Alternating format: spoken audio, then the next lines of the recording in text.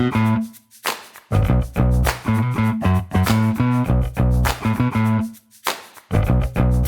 നമുക്ക് വളരെ സ്പെഷ്യലായിട്ടുള്ളൊരു എപ്പിസോഡാണ്. ഇന്ന് നമ്മൾ എത്തിച്ചേർന്നിരിക്കുന്നത് മറ്റെവിടെയുമില്ല, കുടുംബ ബന്ധങ്ങൾ കൊണ്ട് ലോകമൊട്ടാകെ വളർന്ന ഒരു വലിയ ബ്രാൻഡിൻ്റെ വീട്ടിലാണ്. അവരെ തറവാട്ട് വീട്ടിലാണ്. മറ്റാരുമല്ല, ബ്രാൻഡ് മൂലൻസ് ആണ്.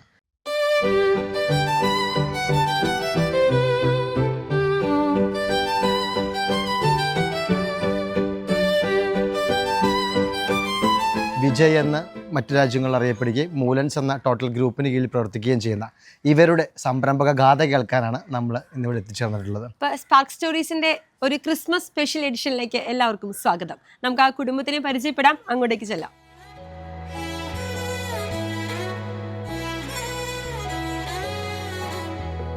ഒരു പേരിൽ എന്തിരിക്കുന്നു എന്ന് ചോദിക്കുന്നവർക്ക് മൂലൻസ് ഗ്രൂപ്പിന്റെ ഉത്തരം വിജയ് എന്നാണ്. കുടുംബത്തിലെ 3ാം തലമുറയിലെ ആദ്യത്തെ കുട്ടിയുടെ പേര് തങ്ങളുടെ കറി പൗഡർ ബ്രാൻഡിന് നൽകിക്കൊണ്ട് തുടങ്ങിയ സ്നേഹബന്ധം ഇന്ന് 10ഓളം പ്രമുഖ ബ്രാൻഡുകളായി മലയാളികളുടെ നിത്യജീവിതത്തിന്റെ ഭാഗമാണ്. അങ്കമാലിയിൽ നിന്ന് ആരംഭിച്ച് ഇന്ന് ലോകവിപണിയിൽ പടർന്നു പന്തലിച്ച ബിസിനസ് വിസ്മയം manufacturing, export, import, retail, hitech agriculture എന്നീ മേഖലകളിൽ ഇന്ന് കരുത്തു തെളിയിക്കുന്നു. തായ്ലൻഡ് മുതൽ സ്പെയിൻ വരെയുള്ള രാജ്യങ്ങളിൽ നിന്നുള്ള ഇറക്കുമതിയും GCC മുതൽ യൂറോപ്പ് വരെയുള്ള കയറ്റുമതിയുമായി മൂലൻസ് ഗ്രൂപ്പ് ആഗോളതലത്തിൽ ശ്രദ്ധേയമാണ്. 8ഓളം മാനുഫാക്ചറിംഗ് യൂണിറ്റുകൾ, എറണാകുളം, തൃശൂർ ജില്ലകളിലായി 11 സൂപ്പർ മാർക്കറ്റുകൾ, ബിസിനസിനപ്പുറം ഭവന നിർമ്മാണവും വിദ്യാഭ്യാസ സഹായവും ഉൾപ്പെടെയുള്ള ചാരിറ്റി പ്രവർത്തനങ്ങളിലൂടെ ഇവർ സമൂഹത്തിന് തണലാകുന്നു. ഇത് അപ്പനും അമ്മയും മൂലൻസ് ഗ്രൂപ്പിന്റെ സ്ഥാപകരാണ്. 40 വർഷമായി ഈ ബ്രാൻഡ് തുടങ്ങിയിട്ട്. ഇത് 1953 അന്ന് നിങ്ങളുമില്ല, അത് ഞങ്ങളാരും ഇല്ല. അന്നൊക്കെ ഫോട്ടോ ഒക്കെ എടുക്കുവായിരുന്നല്ലോ അന്നും. അന്ന് എന്തെങ്കിലും സിറ്റുവേഷനിൽ ഫോട്ടോ എടുത്ത് വെക്കുമായിരുന്നല്ലോ. എന്താണെങ്കിലും ഞങ്ങൾക്ക് വളരെയധികം സന്തോഷമുണ്ട്. കാരണം നിങ്ങളുടെ ഒരു കുടുംബത്തിലേക്ക് ഇന്ന് ഇത്രയും വിശേഷമുള്ള ഒരു ദിവസത്തിലേക്ക് നമ്മളെ ഇൻവൈറ്റ് ചെയ്തതില്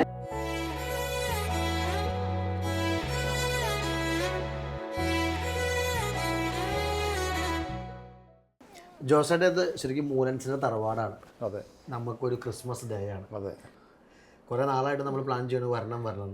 അത് ഇങ്ങനെ ഒരു ദിവസം ആയപ്പോ കുറച്ചുകൂടെ മധുരം കൂടിയല്ലേ?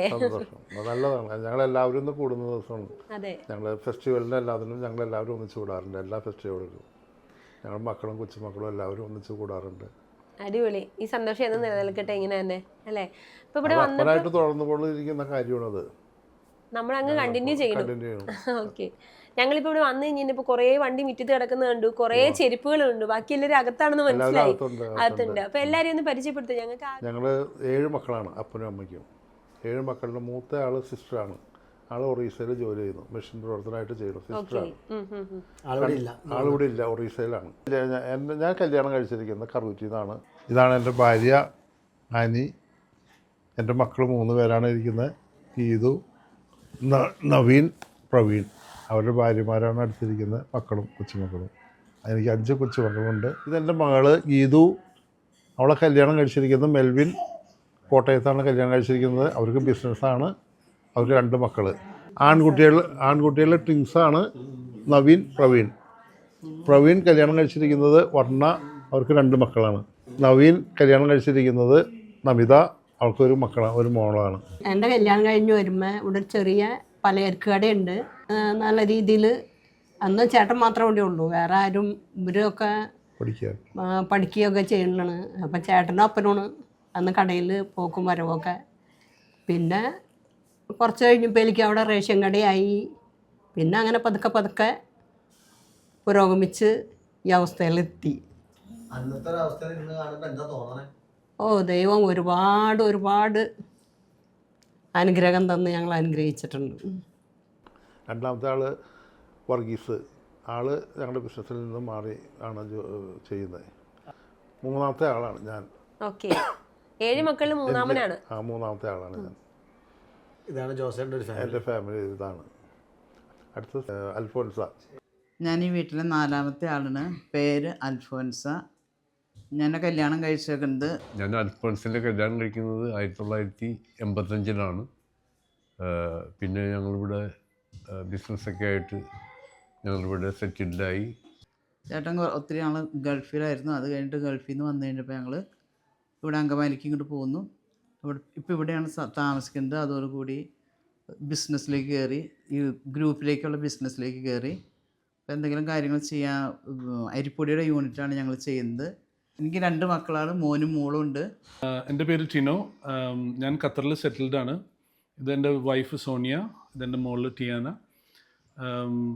ഞാൻ ഖത്തറിൽ മൂലൻസിൻ്റെ ഫുഡ് പ്രോഡക്ട്സ് എല്ലാം ഡിസ്ട്രിബ്യൂഷൻ ഹെഡ് ചെയ്യുന്നു. അതേപോലെ തന്നെ എനിക്കൊരു ടെക്നോളജി കമ്പനി ഉണ്ട്. പിന്നെ ഇത് സോണിയ എൻ്റെ വൈഫ് ദുഖാൻ ബാങ്കിലെ മാർക്കറ്റിംഗ് ഹെഡ് ചെയ്യുന്ന ആളാണ്. ടിയാന 7 years old ആണ്. കിങ്സ് കോളേജ് എന്ന് പറഞ്ഞൊരു സ്കൂളിൽ പഠിക്കുന്നു. പിന്നെ മോളുണ്ട് ടീന, അവൾ ദോഹയിലാണ്.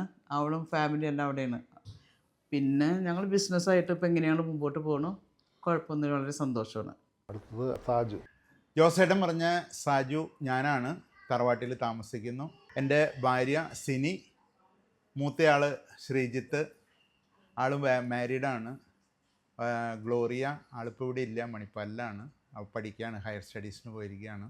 പിന്നെ അടുത്തത് ജോൺ, ഇവൻ ഇപ്പോൾ ACCAക്ക് പഠിക്കണം. പിന്നെ അടുത്തത് ഇളയാൾ ഞങ്ങളുടെ പ്രിയ മോണിക്ക, ആള് 11th പഠിക്കുന്നു. ചേച്ചി ഒരു കർഷക കുടുംബത്തിൽ നിന്നാണ് ബിസിനസ് കുടുംബത്തിലേക്ക് വരുന്നത്. ഇങ്ങോട്ടേക്ക് വന്നപ്പോൾ ഉണ്ടായിരുന്ന ഒരു മാറ്റം എന്തായിരുന്നു? ഏതൊക്കെ രീതിയിൽ സായിച്ചേട്ടനെ സപ്പോർട്ട് ചെയ്യാൻ സാധിച്ചിട്ടുണ്ട്? ഞാൻ ശരിക്കും പറഞ്ഞാൽ ബിസിനസ് കുടുംബം അങ്ങനെ ഇതുവരെ അങ്ങനെ ഒന്നും ഉണ്ടായിരുന്നില്ല കല്യാണത്തിന് മുമ്പ്. പിന്നെ ഇപ്പോൾ വന്ന സമയത്ത് എന്ന് പറഞ്ഞാൽ വീട്ടിലെല്ലാ കാര്യങ്ങളും തിക്കും തിരക്കും, ഇവിടെ പാരൻസൊക്കെ ഉണ്ടായിരുന്നു. അപ്പോൾ അവരൊക്കെ വയസ്സായവരൊക്കെ ആയപ്പോൾ ഈ കുടുംബത്തെ കാര്യങ്ങളാണ് മെയിനായിട്ട് ഞാൻ ചെയ്തിരുന്നത്. പക്ഷെ ഇപ്പോൾ അപ്പനും അമ്മയൊക്കെ മരിച്ചു. ഇപ്പം ഞാനും ചെറുതായിട്ട് ബിസിനസ്സിലേക്ക് ഇറങ്ങണം. ബേക്കറിയിൽ ഇപ്പം മകനെ സഹായിക്കാൻ വേണ്ടി ബേക്കറി സമയം കിട്ടുമ്പോഴൊക്കെ ബേക്കറി പോവും. പിന്നെ വിജയിച്ച എല്ലാ ആണുങ്ങളുടെയും പിന്നിലൊരു സ്ത്രീയുടെ പങ്കുണ്ടെന്ന് പറയുന്ന പോലെ വലിയ ബിസിനസ്സിൽ വലിയതായിട്ട് ചെയ്തില്ലെങ്കിലും കുടുംബത്തിന് സമാധാനം കൊടുക്കുമ്പോൾ ആൾക്കും അതൊരു സപ്പോർട്ടാണല്ലോ. അപ്പം അതിൻ്റെ ഒരു പിന്നിൽ ഞാനുണ്ടെന്നാണ് എൻ്റെ പ്രതീക്ഷ. തീർച്ചയായിട്ടും. കാരണം എന്താ വെച്ച് കഴിഞ്ഞാൽ വീട്ടിൽ വരുമ്പോൾ നമുക്ക് കിട്ടുന്ന ഒരു സപ്പോർട്ടിങ് വളരെ വലുതാണ്. അടുത്തത് നമ്മുടെ സുജയാണ്. ഞാൻ ഈ വീട്ടിൽ 6ാമത്തെ ആളാണ്, സുജ. എന്നെ കല്യാണം കഴിച്ച് വിട്ടിരിക്കുന്നത് യോർദനാപുരത്ത് ജോർജ് കുന്നേക്കാടൻ ചേട്ടൻ. പിന്നെ ഞങ്ങൾക്ക് 3 മക്കളാണ്, Sneha, Alan, Tony. Sneha US ജോലി ചെയ്യുന്നു, കല്യാണം കഴിഞ്ഞു. അലൻ CA കോഴ്സ് നടത്തിക്കൊണ്ടിരിക്കുന്നു. Tony food technology BTech. Okay, അപ്പം അലനെയും പയ്യെ മൂലൻസിലേക്ക് തന്നെ കണക്കപ്പള്ളിയായിട്ട് കൊണ്ടുവരാനുള്ള പരിപാടിയാണ്. കുഴപ്പമില്ല, എങ്ങനെയാണെന്ന് വെച്ചാൽ ആയിക്കോട്ടെ എന്ന് വിചാരിച്ച് അത് നടന്നുകൊണ്ടിരിക്കുന്നു. എൻ്റെ പേര് ജോർജ്. ഞാൻ സുജേനെ വിവാഹം കഴിച്ചിരിക്കുന്നു. 1993 ഞങ്ങളുടെ മാരേജ്. എനിക്ക് ബിസിനസ്സാണ്. ഞാൻ മഞ്ഞപ്പുറം ഒരു ബേക്കറി കൗണ്ടർ സ്റ്റാർട്ട് ചെയ്തിട്ടുണ്ട്.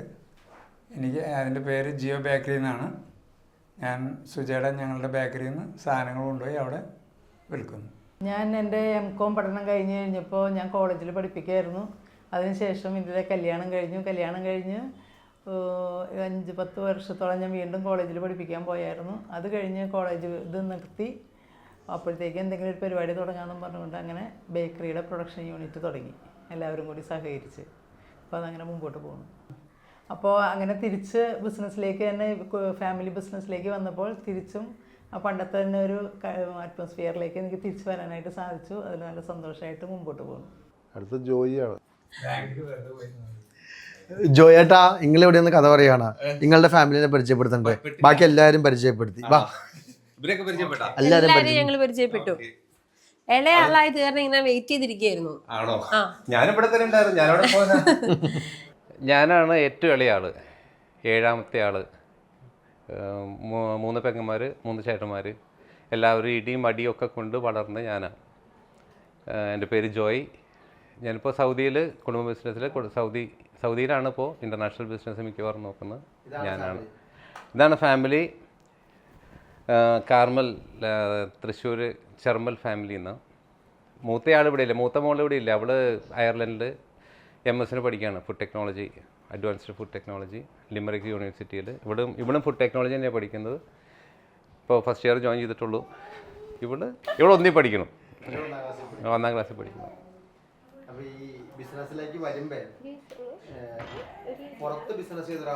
അതെ, കല്യാണത്തിന് മുമ്പേ പോയായിരുന്നു. ആദ്യം ഞാനായിരുന്നു ഇവിടെ നാട്ടിൽ ഉണ്ടായിരുന്നത്. എല്ലാവരും അങ്ങോട്ടും ഇങ്ങോട്ടും മാറിയൊക്കെ നിൽക്കും.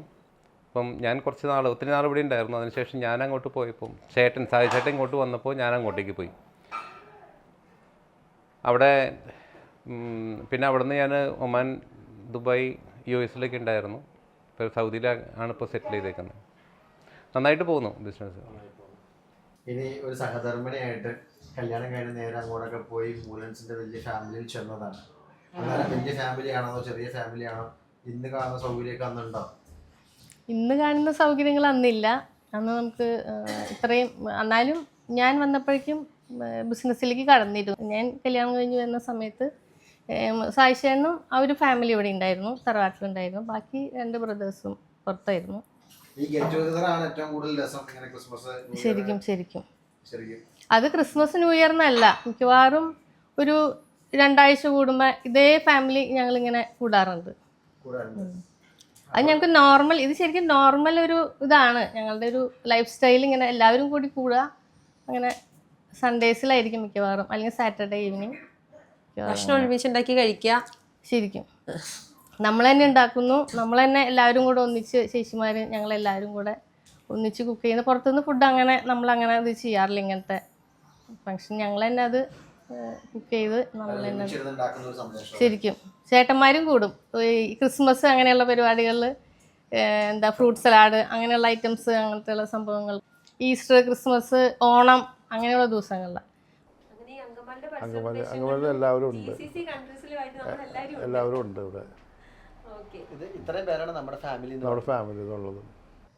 അച്ഛാ, നമ്മൾ ഇവരുടെ ഒരു കഥയൊക്കെ കേട്ടപ്പോൾ ഉണ്ടല്ലോ, ഈ മൂലൻസ് ഫാമിലിയുടെ ഒരു കഥയൊക്കെ കേട്ടപ്പോൾ ഇവരുടെ അച്ഛന് ഒരു ബുദ്ധിമുട്ട് വന്നു, ഒരു സാമ്പത്തികമായ ബുദ്ധിമുട്ട് വന്നു, ഒരു ബിസിനസ്സൊക്കെ ചെയ്ത്. അച്ഛനല്ല, മൂത്ത മകൻ ചെയ്തിട്ട്. അപ്പോൾ ആ സമയത്ത് അവിടുത്തെ മാളിക വീട് എന്നൊക്കെ പറയുന്ന വീട് വിൽക്കുവാണ്, സ്ഥലമൊക്കെ വിൽക്കുവാണെന്ന് പറഞ്ഞപ്പോൾ അതൊരു കുടുംബാവകാശമായിരുന്നു. അദ്ദേഹത്തിന് മാത്രം അവകാശം. അപ്പം അതൊക്കെ വിട്ടുകൊടുത്തു. എന്താണെന്ന് വെച്ചാൽ ചെയ്തോ. അതെന്താ അങ്ങനെയൊക്കെ വിട്ടുകൊടുക്കാനുള്ളൊരു കാരണം എന്തായിരുന്നു?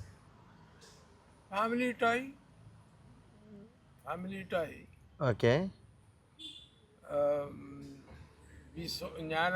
ഞങ്ങൾ കണ്ടു വർഗീസ് ബുദ്ധിമുട്ടിലാണ്. അതുകൊണ്ട് ഞങ്ങൾ പറഞ്ഞു എന്ത് ചെയ്തിട്ടായാലും കടങ്ങൾ തീർക്കണം, ഈ ക്രൈസിസിൽ നിന്ന് പുറത്തു വരണം. അതിനുവേണ്ടി അപ്പോൾ കണ്ടത് ഈ വീട് അന്ന് 6-7 ലക്ഷം രൂപ വിലയാണ് അന്ന്. അതുകൊണ്ട് അത് വിറ്റു. കടങ്ങളെല്ലാം മാറ്റി. എല്ലാ കടങ്ങളും അത് വിറ്റ് തീർത്തു. അന്ന് മണിക്ക് വാല്യൂ ഉണ്ടായിരുന്നല്ലോ. അപ്പോൾ അതുകൊണ്ടെല്ലാം വെച്ച് ഒരു പെണ്ണിനെയും കെട്ടിച്ചു. അത് കഴിഞ്ഞ് ഈ ഹൗസ് മേടിച്ചു. ഇത്രയും വലിയ വീടല്ല, ചെറിയ വീടായിരുന്നു. ചെറിയ വീടായിരുന്നു, സിംഗിൾ സ്റ്റോറി. എന്നിട്ട് എങ്ങനെ കാണുന്നു ഇവരെയൊക്കെ എങ്ങനെയാണ് എന്നിട്ടുള്ളൊരു വളർച്ചയും ഇവരുടെ ഒരു സ്നേഹവും കൂട്ടായ്മയൊക്കെ എങ്ങനെയാണ്? ഞങ്ങൾ ഇവരുടെ കൂടെ ആയിരുന്നു വാസ്തവത്തിൽ.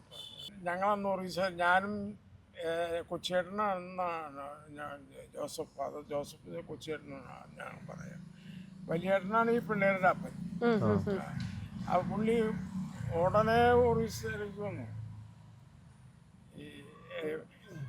ഈ പ്രശ്നം ഉണ്ടായപ്പോൾ ഇവരുടെ അപ്പൻ ഒറീസയ്ക്ക് വന്നു. അപ്പം ഞങ്ങൾ പറഞ്ഞു, ചേട്ടനെ എന്ത് വേണമെങ്കിലും ചെയ്തു,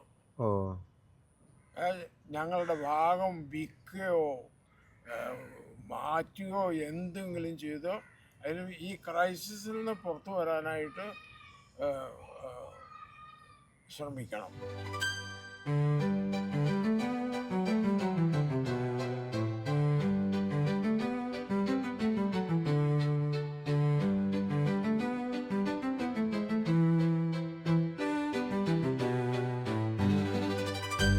സാധാരണ ഒരു വേർതിരിവ് ഉണ്ടാവും, മക്കള് മരുമക്കള് എന്നുള്ളൊരു വേർതിരിവ് സാധാരണ ഒരു ഉണ്ടാവും.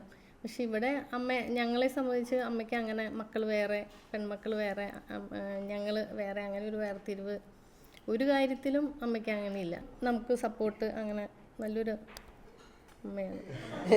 ഇവരെല്ലാവരും ഞാൻ സാധാരണ വീട്ടിൽ പെങ്ങന്മാരായിട്ടുള്ള ഒരു അടുപ്പമുണ്ടല്ലോ, ഞാൻ ഇവിടെ വന്നിട്ട് ഇവരോടുള്ള അടുപ്പം അതേപോലെ ആയിരുന്നു. എൻ്റെ ആങ്ങളമാരെ കാണണേലും അതിലും കൂടുതൽ സ്നേഹത്തിലാണ് ഞാൻ ഇവരെൻ്റെ അടുത്തും ഞാൻ അവരുടെ അടുത്തും അങ്ങനെയായിരുന്നു എല്ലാ കാര്യത്തിലും. അങ്ങനെയാണ് വിശ്വാസം. ജോൺ ആദ്യം പറഞ്ഞില്ലേ ഇവരൊക്കെ ഉള്ളതാ എന്റെ ധൈര്യം. അതിപ്പോൾ ചേട്ടനായാലും ഇവർ സാജു ആയാലും ജോയി ആയാലും എന്ത് തെറ്റ് കണ്ടാലും അപ്പം ചോദ്യം ജോയി. അപ്പൊ എല്ലാവരെയും ഈ ഹോസ്റ്റ് ചെയ്യുക എന്ന് പറയുന്നത് വലിയ ടാസ്ക് ആണ് അല്ലേ? ബിസിനസ് ചെയ്യുന്നതിനേക്കാളും വലിയ ടാസ്ക് ആണ് എല്ലാവരെയും ഹോസ്റ്റ് ചെയ്യാന്നുള്ളത്. ഇതെങ്ങനെ ഹാൻഡിൽ ചെയ്ത് കൊണ്ടുപോകുന്നു? ശരിക്കും പറഞ്ഞാൽ പക്ഷെ നമ്മളതൊരു സന്തോഷത്തോടുകൂടി ചെയ്യുമ്പോൾ, അതായത് എല്ലാവരുമായിട്ട് ഇപ്പോൾ നല്ലൊരു സ്നേഹത്തിലും ഐക്യത്തിലും പോകുമ്പോൾ നമുക്കതൊരു ഭാരമായിട്ട് തോന്നില്ല. ശരിക്കും പണ്ടൊക്കെ ഇപ്പം അത്രയും ഇല്ല കേട്ടോ. ഇപ്പം എല്ലാവരും വേറെ വേറെ വീട്ടിലേക്കൊക്കെ മാറിയില്ലേ. അടുക്കളയിലൊക്കെ ചെയ്യുമ്പോൾ നമ്മൾ വിശേഷമൊക്കെ പറഞ്ഞൊക്കെയാണ് ചെയ്യണത്. അപ്പോൾ അതൊരു സന്തോഷത്തോട് ചെയ്യണതുകൊണ്ട് ഒരു ബുദ്ധിമുട്ട് തോന്നിയിട്ടില്ല. പിന്നെ പിള്ളേരെയൊക്കെ പറഞ്ഞോണം മാനേജ് ചെയ്യണം. ഇന്ന് തന്നെ ഇപ്പോൾ ഇവിടെ കണ്ടില്ലേ പിള്ളേരുടെ മേള, ഞാനത് പറഞ്ഞേ. അവർക്കെന്ന് പറഞ്ഞാൽ അവരെല്ലാവരും കൂടി കൂടുമ്പോൾ അവർ വേറൊരു ലോകത്താണ്. അവരത് ഭയങ്കരമായിട്ട് എൻജോയ് ചെയ്താൽ പിള്ളേർ വളരണേ. അതിൻ്റെ ഒരു ചെറിയ പോരായുണ്ട് ഞാൻ പറയാം അവരോട് എപ്പോഴും. അവർക്ക് ആ ഒരു പക്ഷെ അവർ അത്യാവശ്യ സമയത്തൊക്കെ ചെയ്യും കേട്ടോ. നമ്മൾ നോക്കിക്കണ്ടിപ്പോൾ നമ്മൾ എന്തെങ്കിലും ഇന്ന് തന്നെ എല്ലാം സെർവ് ചെയ്യാനായിട്ട് അവരെല്ലാവരും കൂടിയും അതിൽ ഏറ്റവും ഇടുക്കി ഗീതു വെച്ചിട്ടുണ്ടെങ്കിൽ അവളാണല്ലോ ആ ചേച്ചി. അപ്പോൾ അവളെല്ലാം ചെയ്തപ്പോൾ അതൊക്കെ കണ്ട് എല്ലാവരും പിന്നാലെ ചെയ്തോളും. അല്ലേ, നിങ്ങളെ എത്രയും പേരെ ഇപ്പോൾ 2 പേരാണ് കാണാത്തുള്ളതെന്ന് പറഞ്ഞ മൂത്ത ജ്യേഷ്ഠനെയും പിന്നെ മൂത്ത ചേച്ചിയും സിസ്റ്ററാണ്. ബാക്കി നിങ്ങളെ 5 പേരെയും കണ്ടു. 5 പേരുടെ ഒരു യൂണിറ്റി എന്നാണ് നമുക്ക് മനസ്സിലായി. ഇപ്പം നിങ്ങൾ പറഞ്ഞതുപോലെ ഒരു 3 കാലഘട്ടം ലൈഫിൻ്റെ ലെസൺസ് ആയിരുന്നു എന്ന് പറഞ്ഞു. തോൽവികളായിരുന്നില്ല, അല്ലെങ്കിൽ പരാജയങ്ങളായിരുന്നില്ല, വിജയത്തിലേക്ക് പോകുന്നതിലേക്ക് മുന്നേ ഉള്ള വിജയത്തിലേക്ക് അതൊരു ട്രെയിനിങ് ആയിരുന്നു, ഒരു ലെസൺസ് ആയിരുന്നു. അപ്പോൾ ഈ ഒരു സമയത്ത് ഇതൊക്കെ അതിജീവിക്കുക എന്ന് പറയുന്നത് വലിയ ടാസ്ക്കാണ്. ഈ അതിജീവനത്തിന് നമുക്ക് കിട്ടിയൊരു ശക്തി എന്തായിരുന്നു? ഇതിനകത്ത് അമ്മൂമ്മ എപ്പോഴും പള്ളിയിൽ പോകും. അമ്മൂമ്മ അപ്പൂപ്പനൊക്കെ എപ്പോഴും പ്രാർത്ഥനയും കാര്യങ്ങളും ഉണ്ടായിരുന്നൊരു. പിന്നെ ഞങ്ങളുടെ ഫാമിലിയിൽ ഇളയപ്പന്മാർ 2 പേര്, അച്ഛന്മാർ, അമ്മ, ചേച്ചി, കന്യാസ്ത്രീ. അപ്പോൾ വീട് അന്തരീക്ഷം എന്ന് പറയുന്നത് എപ്പോഴും ഒരു കാരണം എന്ന് വെച്ച് കഴിഞ്ഞാൽ അങ്ങനെ ഒരു ദൈവത്തോടടുത്ത് ജീവിക്കുന്ന ദൈവികമായ അന്തരീക്ഷത്തിലാണ്. ഇതിനകത്ത് ഞങ്ങൾക്ക് പറയാവുന്ന ഒരു കാര്യം, പല കാര്യങ്ങളും ഇപ്പോൾ നമ്മുടെ ലൈഫിൽ നമ്മൾ വിചാരിക്കുന്ന ഒരു കാര്യം, നമ്മൾ പല കാര്യങ്ങളും പല തീരുമാനങ്ങൾ എടുക്കുമ്പോഴും ചില തീരുമാനങ്ങൾ എടുത്തു കഴിഞ്ഞാലും നമുക്കത് നടപ്പാക്കാൻ പറ്റില്ല. ചില കാര്യങ്ങൾ നമ്മൾ വേണ്ടാന്ന് തീരുമാനിച്ചാലും ആ കാര്യങ്ങൾ ചെയ്യേണ്ടി വരാം. ഇത് ഞങ്ങൾ ഉറച്ച് വിശ്വസിക്കുന്നത് ഞങ്ങളെടുക്കുന്ന തീരുമാനങ്ങൾ ഞങ്ങളല്ല, അല്ലെങ്കിൽ ഞങ്ങളെക്കാളും കൂടുതലായിട്ട് നമ്മൾ ഈശ്വരൻ അതായത് ഞങ്ങൾക്ക് വഴി തരുന്നുണ്ട്. ഇന്നത് ചെയ്യണം, ഇന്നത് ചെയ്യരുതെന്ന് അതായത് പലപ്പോഴും അത്ഭുതപ്പെട്ടിട്ടുണ്ട്. കാരണം ഞങ്ങൾ വേണ്ട എന്ന് തീരുമാനിച്ച കാര്യങ്ങൾ പോലും ഓട്ടോമാറ്റിക്കലി 1 വർഷമോ അല്ലെങ്കിൽ ഇത് കഴിഞ്ഞ് കഴിയുമ്പോഴോ തന്നെ ഞങ്ങളുടെ അടുത്തേക്ക് തന്നെ വീണ്ടും വരും. അതുപോലെ തന്നെ പ്രവർത്തനങ്ങൾക്ക് ക്ഷീണം വരാതെ ഭാവിയിൽ നന്നായിട്ട് പോകാൻ അതൊക്കെ അവർ ഒത്തിരി പ്രാർത്ഥിക്കുന്നുണ്ടെന്നുള്ളതിൻ്റെ ആ പ്രാർത്ഥനയുടെ ഫലമാണ്. മാത്രമല്ല ഞങ്ങളുടെ കൂടെ വർക്ക് ചെയ്യുന്ന 10,000 പേരുണ്ട്, 1000 എംപ്ലോയീസ് ഉണ്ട്, 1000-ന്റെ മുകളിലുണ്ട് ഇപ്പോൾ. അത്ര എംപ്ലോയീസ് അവരുടെ ഫാമിലി ഒക്കെ പ്രാർത്ഥിക്കുന്നുണ്ട്. അപ്പോൾ ശരിക്കും ഒക്കെ എല്ലാം അതിൻ്റെ ഒരു ശക്തിയിലാണ് നടക്കണമെന്നാണ് ഞങ്ങൾ വിശ്വസിക്കുന്നത്. ഇപ്പം എത്ര ചുറ്റുവരവുണ്ട്? ഇപ്പോൾ ഏകദേശം 600 കോടി. 300 സ്ക്വയർ ഫീറ്റിലെ 40 വർഷങ്ങൾക്ക് മുന്നേ തുടങ്ങിയൊരു പ്രസ്ഥാനം. ആ ഒരു കുടുംബത്തിന്റെ കൂട്ടായ്മ കൊണ്ട് മാത്രം ഇന്ന് നമ്മൾ ഇത്ര ഒരു ടേൺ ഓവർ ഒക്കെ എത്തി നിൽക്കുന്നു അല്ലേ? ടേൺ ഓവർ മാത്രമല്ല, ഒരു ബ്രാൻഡ് നമുക്ക് ലോകം മുഴുവൻ എത്തിക്കാൻ പറ്റുക എന്ന് പറയുന്നത് വലിയൊരു കാര്യമാണല്ലോ. അത് ഞങ്ങൾക്ക് മാറ്റി വെക്കാൻ പറ്റാത്ത മറ്റൊരു പേരും കൂടി ഉണ്ട്. കാരണം ഞങ്ങൾ സാധാരണ പറയാം അപ്പൻ ചെയർമാനും അമ്മ വൈസ് ചെയർമാനും എന്ന് പറയാം. അമ്മേനെ മാറ്റി നിർത്താൻ പറ്റാത്തൊരു എന്താ കാര്യം എന്ന് വെച്ച് കഴിഞ്ഞാൽ, കമ്പനികളൊക്കെ സ്റ്റാർട്ട് ചെയ്ത സമയത്ത് എല്ലായിടത്തും കമ്പനികൾ സ്റ്റാർട്ട് ചെയ്ത എല്ലാ കമ്പനിയിലും അമ്മയാണ് തുടക്കമായിരുന്നു. ചമ്പന്നൂർ ഇൻഡസ്ട്രി ഏരിയയിൽ പുതിയ കമ്പനി തുടങ്ങിയപ്പോൾ ഫുൾ ടൈം അമ്മയ്ക്ക് സാധിക്കുന്നിടത്തോളം കാലഘട്ടം വരെ അമ്മ പോയിട്ടുണ്ട്. ഈ അമ്മയുടെ ഓർമ്മകളെയും അമ്മയുടെ ഒരു നാത്തൂനിരിക്കണ്ടല്ലോ, ആളൊരു 2 വാക്ക് പറയട്ടെ. ഇവരെല്ലാവരും അമ്മായിനെ വിളിക്കണം, അപ്പം ഞാനും അമ്മായിന്ന് വിളിക്കാം അല്ലേ? കുഴപ്പമില്ല. അപ്പം അമ്മായിയുടെ അപ്പനായിട്ടൊരു ബിസിനസ് തുടങ്ങിയതാണ്. പിന്നീട് അത് ആങ്ങള ഏറ്റെടുത്തു. ഇന്ന് ആങ്ങളുടെ മക്കളും കൊച്ചുമക്കളും മരുമക്കളും ഒക്കെ ചേർന്ന് വളരെ വലിയൊരു ബ്രാൻഡായിട്ട് അതിനെ വളർത്തി. അതിൻ്റെ ഒരു ഭാഗമായിട്ട് ഇന്ന് അമ്മായിയുടെ മക്കളും ഈ ഒരു ബിസിനസ്സിലുണ്ട്. അവരെ 10ാം ക്ലാസ് കഴിഞ്ഞപ്പോൾ ഇങ്ങോട്ട് പോകുന്നു, ഇവിടെ ഉണ്ട്. അപ്പോൾ ഇതിൻ്റെ ഒരു തുടക്കം മുതൽ കാണുന്ന ആളാണ് ഇന്ന് എളാപ്പനും. അമ്മായി മാത്രമാണ് ആ ജനറേഷനിൽ ജീവനോടെ ഉള്ളത്. അപ്പോൾ അമ്മായിക്ക് ഇവരുടെ ഒരു വളർച്ച എത്രത്തോളം നോക്കി കാണുന്നു? എങ്ങനെയായിരുന്നു അവർ യാത്ര? വളരെ സന്തോഷത്തോടും സ്നേഹത്തോടും കൂടി നോക്കി കാണുന്നു. ഇപ്പം ഞങ്ങളുടെ കുടുംബം ഇതിനെ അടിസ്ഥാനമാക്കിയിട്ടാണ് വരുന്നത്. അതെ, ഉറപ്പുണ്ട്. മൂത്ത മകൻ പോയി എനിക്ക് 4 മക്കളുണ്ട്, 2 പെണ്ണും 2 ആണും. അവര് 4 പേരുടെയും കല്യാണങ്ങൾ കഴിഞ്ഞു. എല്ലാവരും സെറ്റായതിൻ്റെ ഒരു അടിസ്ഥാനം എന്ന് പറയുന്നത് നമ്മുടെ ഈ തറവാട് വീടാണ് അല്ലേ? അതെ, തീർച്ചയായിട്ടും. ഓക്കെ, അമ്മായി എങ്ങനെ ആ ഒരു വളർച്ചയെ നോക്കി കാണുന്നു? അങ്ങനെ അവരോട് പെരുമാറുന്നു, അവരെന്നോട് അങ്ങനെ പെരുമാറുന്നു. അവരുടെ ആ ഒരു ആവശ്യമുണ്ടെങ്കിലും എന്നെ വിളിക്കും. പണ്ടത്തെ ഒരു സ്നേഹം ഇപ്പോഴും ഉണ്ട്. ഒരു കുടുംബത്തിന്റെ ഐക്യമായിരിക്കുമല്ലോ ഇത്രയും വളരെ ലോകം മുഴുവൻ അറിയുന്ന ഒരു ബ്രാൻഡാക്കി നമ്മുടെ തറവാട് പേര് വളർത്താനുള്ള കാരണം. തീർച്ചയായിട്ടും നമ്മൾ ഈ മൂലൻസ് ഫാമിലിയുടെ ഒരു സ്നേഹം ഇത്ര നേരം കണ്ടത്. ഈ സ്നേഹത്തിനപ്പുറത്തേക്ക് ഇതിൻ്റെ ഒരു തുടക്കമുണ്ട്. എന്തായിരുന്നു ഇതിൻ്റെ ഒരു തുടക്കം? എങ്ങനെയായിരുന്നു? തുടക്കം അപ്പനായിട്ട് തന്നെയാണ് ഞങ്ങൾ കാണിച്ചു തന്നതാണ്. ഞങ്ങളുടെ കുടുംബം ആ ഒത്തൊരുമയിലാണ് മുന്നോട്ട് പോയിക്കൊണ്ടിരുന്നത്. ആദ്യം ഞങ്ങളെല്ലാവരും എല്ലാത്തിനും സഹകരിക്കും. എല്ലാവരുമായിട്ട് അപ്പൻ പറഞ്ഞു തന്നിരിക്കുന്ന കാര്യങ്ങളാണ്. എല്ലാവരും കൂട്ടമായിട്ട് നിന്ന് കഴിഞ്ഞാൽ നമുക്ക് എല്ലാത്തിനും വിജയിക്കാം എന്ന് അപ്പം പറഞ്ഞു തന്നിട്ടുണ്ട്. അതായത് 85-86 നമ്മൾ ഷോപ്പ് തുടങ്ങാനുള്ളൊരു കാരണം ഉണ്ടായത് ശരിക്കും അതിക്ക് മുമ്പ് നമ്മളൊരു 4 ശരിക്കും ഞങ്ങളുടെ ലൈഫ് കാൽക്കുലേറ്റ് ചെയ്യുകയാണെങ്കിൽ 4 കാലഘട്ടം കാണിക്കും. അതായത് 85-ന് മുമ്പുള്ളൊരു കാലഘട്ടം, 85 തുടങ്ങി അതായത് 90 വരെ ഒരു കാലഘട്ടം, 90 തുടങ്ങി 2010 വരെ ഒരു കാലഘട്ടം, 2010 കഴിഞ്ഞിട്ട് ഇപ്പോൾ ഈ 25 വരെ ഒരു കാലഘട്ടം. ഇങ്ങനെ നമ്മൾ 4 ശരിക്കും ഞങ്ങളെ അതായത് ഓരോ ഞങ്ങളുടെ നാഴികക്കല്ലെന്ന് പറയാവുന്ന ഒരു രീതിയിലുള്ള ഓരോ സ്റ്റേജുകളാണത്.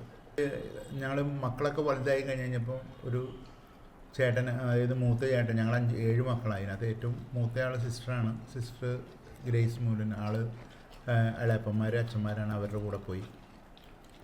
അവരുടെ കൂടെ അതായത് സന്യാസ ജീവിതത്തിന് പോയി. അത് കഴിഞ്ഞിട്ട് പിന്നെ ചേട്ടനാണ്. ചേട്ടൻ ഒരു ജോലിയായിട്ട് ഗൾഫിലേക്ക് പോയി. വർഗീസ് ഞങ്ങളുടെ ആദ്യത്തെ മൂത്ത ചേട്ടൻ അവിടെ പോയി. അവിടെ ഒരു ചെറിയ ബിസിനസ് അവിടെ ജോലിയായിരുന്നു. അത് കഴിഞ്ഞ് വന്ന് കല്യാണം കഴിഞ്ഞിട്ട് പിന്നെ വന്നു കഴിഞ്ഞപ്പോൾ ഒരു ചെറിയ ബിസിനസ്, ഒരു വിസ ബിസിനസ്സൊക്കെ ചെയ്തു. അത് കുറച്ച് പ്രശ്നത്തിലായിപ്പോയി. കാരണം അത് ഫ്ലോപ്പായിപ്പോയി. വീട് തറവാട് വിറ്റു.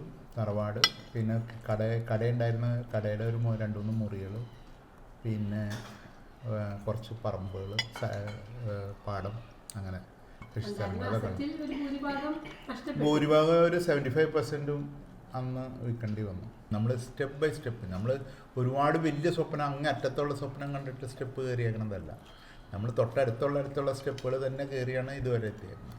ഒരുപാട് വലിയ സ്വപ്നങ്ങൾ തുടക്കത്തിൽ ഞങ്ങൾക്ക് കാണാൻ പറ്റുന്ന ഒരു സ്റ്റേജിലല്ലായിരുന്നു അന്ന്. അങ്ങനത്തെ ഒരു അവസ്ഥയിലായിരുന്നു. സാമ്പത്തികമായിട്ട് പ്രശ്നങ്ങൾ അത്യാവശ്യം നല്ല പ്രശ്നത്തിൽ തന്നെയായിരുന്നു. ആ കാലഘട്ടത്തിൽ നിന്നാണ് അതുവരെയാണ് ഞങ്ങളുടെ ഒരു കാലഘട്ടം തിരിയണത്. അവിടെ നിന്ന് പിന്നെ അതൊരു ശരിക്കും പറഞ്ഞാൽ അതൊരു ഞങ്ങളുടെ ഒരു നാഴികക്കല്ല് തന്നെ പറയാം. ഞങ്ങളെല്ലാവരെയും ഒന്ന് ഇരുത്തി ചിന്തിപ്പിച്ചതോ അല്ലെങ്കിൽ ഞങ്ങളെ ഒന്നുകൂടി ഒന്ന് അതായത് ഞങ്ങൾ വേറൊരു രീതിയിലേക്ക് ചിന്തിക്കേണ്ട ഒരു സ്റ്റേജ് വന്നത് അവിടെ നിന്നാണ്. ഇപ്പോൾ നമ്മൾ മൂലൻസ് എന്ന് പറയുമ്പോൾ നമ്മൾ അറിയപ്പെടുന്നതിന് മുന്നേ, കേരളത്തിൽ അറിയപ്പെടുന്നതിന് മുന്നേ മൂലൻസ് അറിയപ്പെടുന്നത് ചിലപ്പോൾ എക്സ്പോർട്ടിങ് ബിസിനസ്സിൽ പുറത്തേക്കായിരിക്കും. ഇന്ന് ജോയേട്ടൻ ഹാൻഡിൽ ചെയ്യുന്നതും മൂലൻസിൻ്റെ ഇൻ്റർനാഷണൽ വിങ്ങാണ്. ആ ഒരു പുറമേ എന്ന് പറയുന്ന അല്ലെങ്കിൽ എക്സ്പോർട്ട് ചെയ്യുക എന്ന് പറയുന്ന ആ ഒരു ഡിപ്പാർട്ട്മെൻറ്റ് വളരെ റിസ്ക്കുള്ള ബിസിനസ്സാണ്, റിസ്ക് ആയിട്ടുള്ള കാര്യമാണ്. ഒരുപാട് കാര്യങ്ങൾ ചെയ്ത് തീർത്തിട്ടാണ് നമുക്ക് ചെയ്യാൻ പറ്റുന്നത്. നമ്മുടെ നാട്ടിൽ ഇരിക്കുന്ന പോലെ അല്ലല്ലോ. എങ്ങനെയുണ്ടായിരുന്നു ആ ഒരു ജേണി? നമ്മുടെ ആ ഒരു ഗ്രൂപ്പിൻ്റെ ആദ്യത്തെ പ്രൊജക്റ്റ് മുതൽ ആദ്യം അപ്പനെടുക്കുന്ന തീരുമാനമാണ് നമ്മളെ ഒരു എക്സ്പോർട്ടിങ് ബിസിനസ്സിലേക്ക് കൊണ്ടുവരുന്നത്. എക്സ്പോർട്ട് ബിസിനസ് സ്റ്റാർട്ട് ചെയ്യുമ്പോൾ ഞാൻ ശരിക്കും പറഞ്ഞ എഞ്ചിനീയറിംഗ് പഠിക്കും. ഞാൻ പഠിച്ചുകൊണ്ടിരിക്കുകയാണ്. പഠിച്ചു കഴിഞ്ഞ് ഇവിടെ വരുമ്പോൾ, നാട്ടിൽ വരുമ്പോൾ അന്ന് ഇവർ രണ്ടുപേരും സായിച്ചേട്ടനും വർഗീസേട്ടനുമാണ് പുറത്തുള്ളത്. അവർ സൗദിയിലാണ്. ഞാനിവിടെ വരുമ്പോഴത്തേക്കും ജസ്റ്റ് ഓർഡേഴ്സൊക്കെ ഇങ്ങനെ വന്ന് തുടങ്ങി.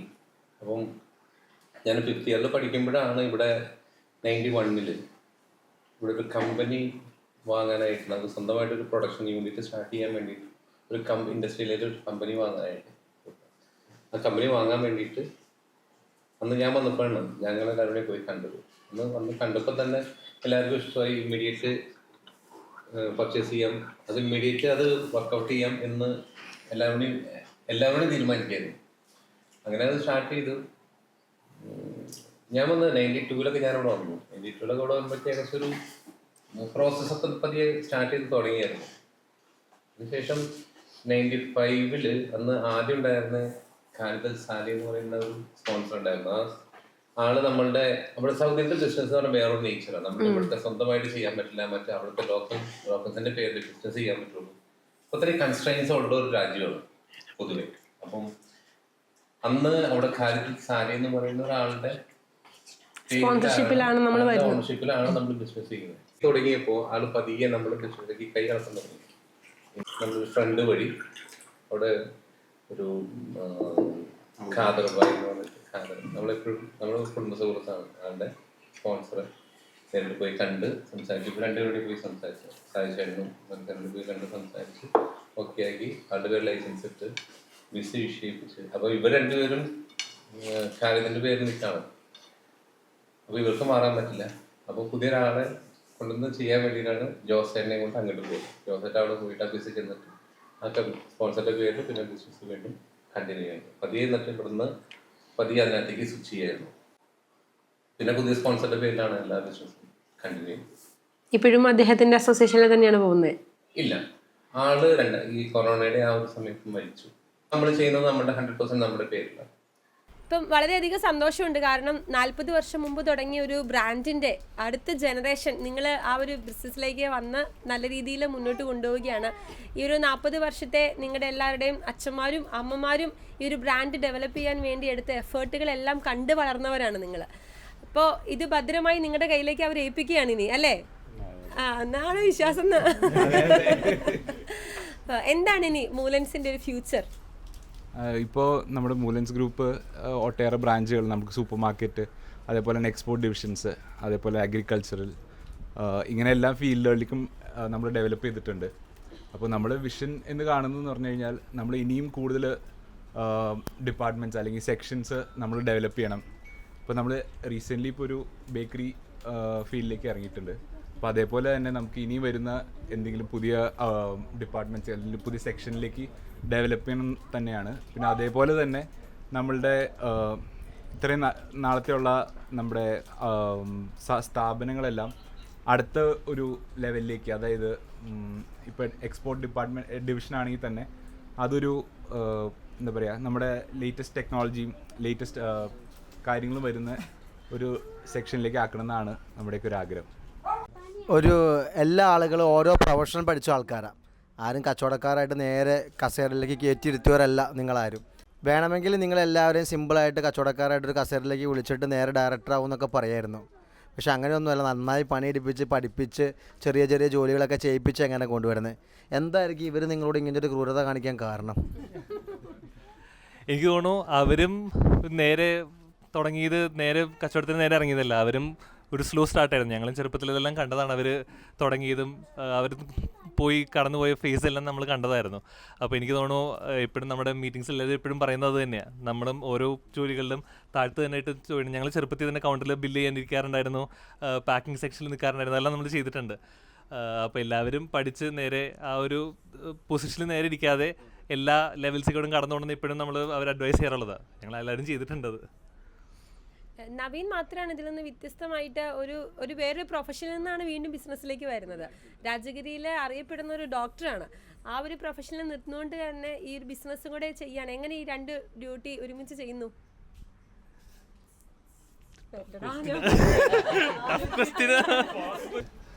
രണ്ടും എങ്ങനെ ഹാൻഡിൽ ചെയ്യണമെന്ന് വെച്ചിട്ടുണ്ടെങ്കിൽ, ഒന്ന് ഞാൻ ഡോക്ടറായത് എനിക്ക് പഠിച്ച് പാഷൻ ആയതുകൊണ്ടാണ്. ന്യൂക്ലിയർ മെഡിസിൻ സബ്ജക്റ്റ് എനിക്ക് ഭയങ്കര ഇഷ്ടമായതുകൊണ്ടാണ് ഞാനത് ചെയ്തത്. പിന്നെ നമ്മുടെ ഫാമിലി ഗ്രൂപ്പ് എല്ലാവരോടും ഒരുമിച്ച് നിൽക്കുന്നത് ഡെഫിനറ്റ്ലി എനിക്കൊരു മിസ്സിംഗ് ഔട്ടായിരുന്നു. അപ്പോൾ definitely I want to join. എനിക്ക് ഈ ബിസിനസ്സിലേക്ക് ജോയിൻ ചെയ്യണമെന്ന് എനിക്ക് ഭയങ്കര ആഗ്രഹമായിരുന്നു. വിത്ത് ഞങ്ങളുടെ കുടുംബത്തിൽ എല്ലാവരുടെയും കൂടെ ബിസിനസ് ചെയ്യാനും അതിൽ ഇൻവോൾവ് ആകാനും ഭയങ്കര ആഗ്രഹമായിരുന്നു. അതുകൊണ്ടാണ് ഞാൻ രണ്ടും വിടാതെ ഹാൻഡിൽ ചെയ്യാൻ നോക്കുന്നത്. That is my reason to do this. എങ്ങനെയുണ്ട് നാട്ടിലേക്ക് എപ്പോഴും വരാറുണ്ടോ? എങ്ങനെയാണ് അവിടുത്തെ ബിസിനസ് എങ്ങനെയാണ് കൈകാര്യം ചെയ്യുന്നത്? എന്തൊക്കെയാണ് അവിടുത്തെ ഡ്യൂട്ടീസ്? ഇപ്പോൾ ഞാൻ ഏകദേശം ഇവിടുന്ന് മാറി നിന്നിട്ട് ഇപ്പോൾ ഏകദേശം 10 വർഷം ആവാറായി. ഇപ്പോൾ വല്ലപ്പോഴേ കാണാറുള്ളൂ. അല്ല, വരാറുണ്ട്, ഡെയിലി വിളിക്കും, വരും. ഞാൻ ഇയർലി എന്തായാലും 2-3 പ്രാവശ്യം എന്തായാലും വരും. അപ്പോൾ അവിടുത്തേന്ന് പറഞ്ഞ എക്സ്പോർട്സ് അത് ഇവിടുത്തെ ഒരു കമ്പാരിസൺ അല്ല, ഭയങ്കര ഡിഫറെൻറ്റ് രീതിയാണ്. അപ്പോൾ അവിടെയാണെങ്കിലും ഇപ്പോൾ നവീൻ പറഞ്ഞ പോലെ നമ്മൾ സ്റ്റാർട്ട് ചെയ്തത് സ്ക്രാച്ചിൽ നിന്ന് തന്നെയായിരുന്നു. അവിടെ നമ്മൾ സെയിൽസിൽ ഡ്രൈവേഴ്സിൻ്റെ കൂടെ സെയിൽസിൽ പോയി കഴിഞ്ഞ് അങ്ങനെയായിരുന്നു നമ്മളും സ്റ്റാർട്ട് ചെയ്തത്. അപ്പോൾ സെയിം ആ ഒരു പ്രൊസീജിയർ കൂടെ തന്നെ നമ്മുടെ പാരൻസ് നമ്മളെ ട്രെയിൻ ചെയ്യിപ്പിച്ചത്. നേരെ ഓഫീസിൽ കൊണ്ട് ഇരുത്തുകയല്ല ചെയ്തത്. അപ്പോൾ നമ്മളെ എല്ലാ ഷോപ്പുകളിലും പോയി കണ്ട് അവിടെ പോയി ലോഡ് ചെയ്യിപ്പിച്ച് പാക്ക് ചെയ്യിപ്പിച്ച് ഡിസ്പ്ലേ ചെയ്യിപ്പിച്ച് ഇങ്ങനെയൊക്കെയായിരുന്നു നമ്മളുടെ ആ ഒരു ട്രെയിനിങ് സെക്ഷൻ.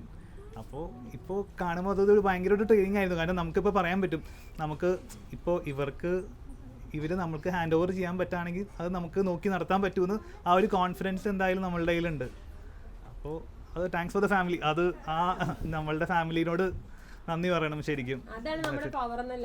ശരിക്കും ഇവിടെ ഏറ്റവും ഇളയ ആളാണ്, ബിസിനസ്സിലേക്ക് കാൽ വെക്കാൻ പോകുന്ന ഏറ്റവും ചെറിയൊരാളാണ്. അപ്പോൾ കുറേ ചേട്ടന്മാരും അങ്കിൾമാരും അച്ഛനൊക്കെ കൂടെയുണ്ട്. അപ്പോൾ എന്താണ് അവരിൽ നിന്നൊക്കെ പഠിച്ചൊരു പാഠം എന്താണ്? ഇതിൻ്റെ പാഠം എന്ന് പറയുകയാണെങ്കിൽ എല്ലാവരും ഇതിൽ ബിസിനസ്സിലേക്ക് ഇറങ്ങുമ്പോൾ ഒരു ബുദ്ധിമുട്ടുണ്ടാവുമല്ലോ, അത് എല്ലാവരും മറികടന്ന് വന്നിട്ടുണ്ട്.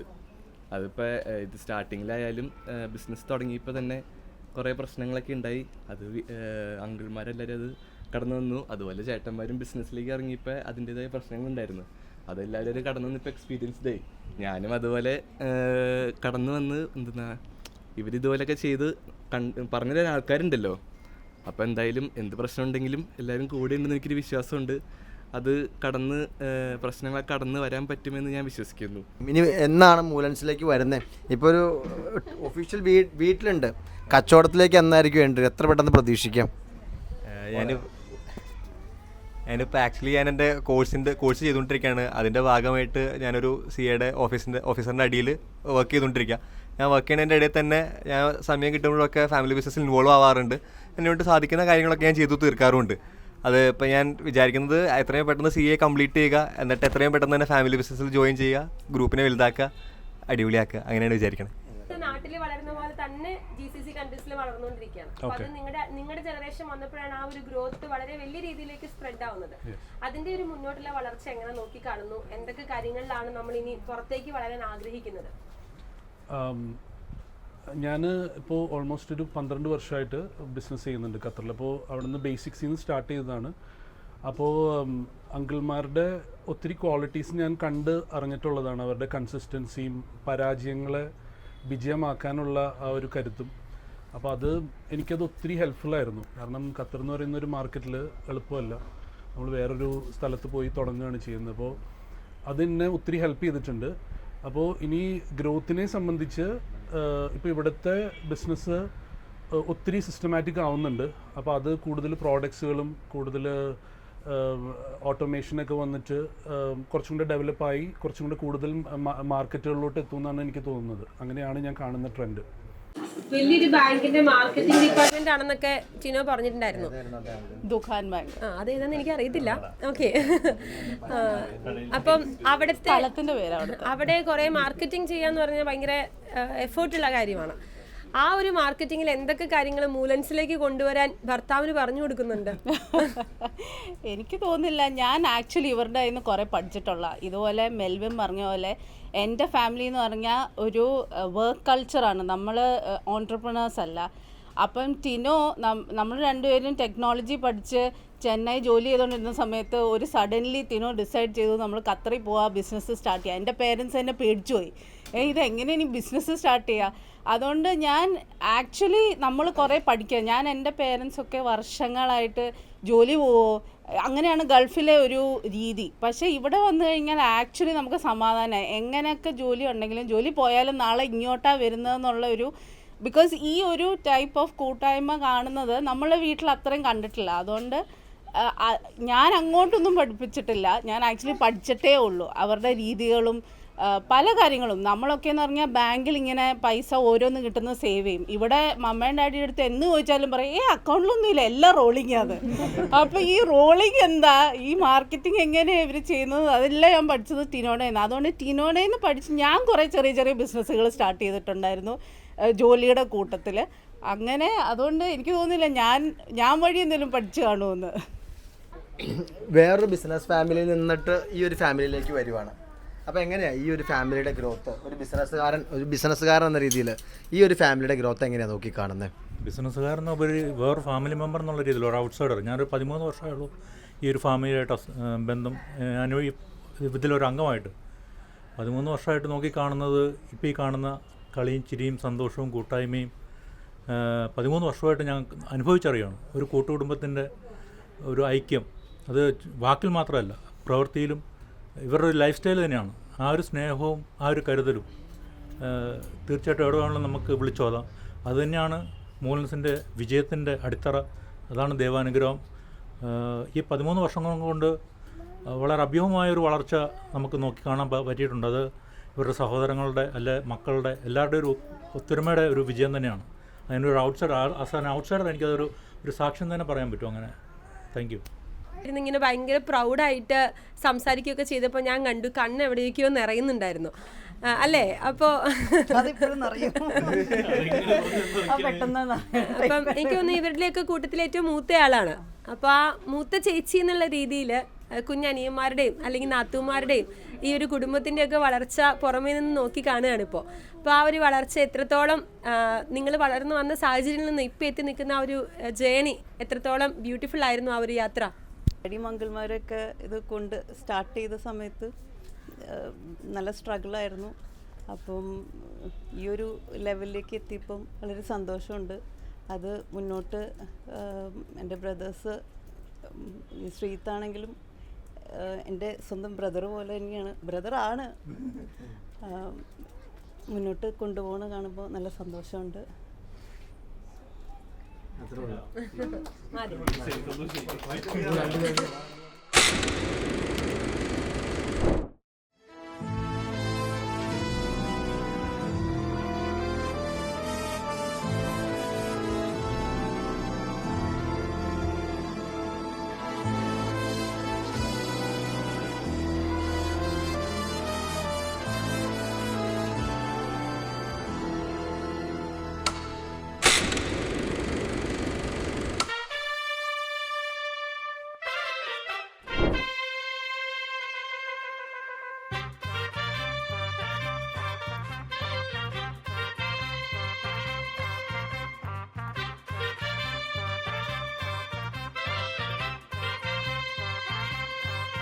ഗബ്രിയേലിന്റെ ദർശന സാവല്യമായി സർവലോകർക്കും നന്മയേകും കാരുണ്യമായി ബത്ലഹേമിന്റെ മാറിൽ ഒരാരോമൽ ഉണ്ണി പിറന്നല്ലോ.